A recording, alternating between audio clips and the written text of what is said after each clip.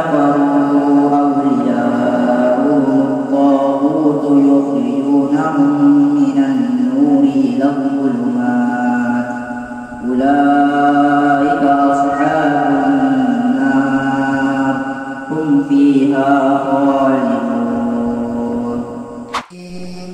اهدنا الصراط المستقيم صراط الذين أنعمت عليهم غير المغضوب عليهم ولا الضالين.